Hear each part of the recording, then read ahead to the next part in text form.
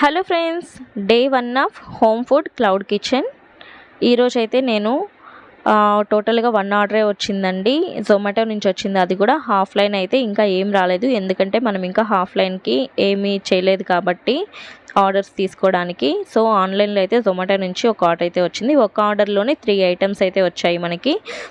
Egg Maggi noodles వచ్చింది, అలానే chicken fry వచ్చింది, చికెన్ ఫ్రై పీస్ బిర్యానీ వచ్చింది. నేనైతే ఆ మూడింటిని కూడా ప్యాక్ చేసేసి మన లోగో అంటించేసి హోమ్ ఫుడ్ది నేనైతే ప్యాకింగ్ అయితే రెడీ చేసేసాను. డెలివరీ బాయ్ కూడా వచ్చేసాడు, వెళ్ళాను ఇవ్వడానికి.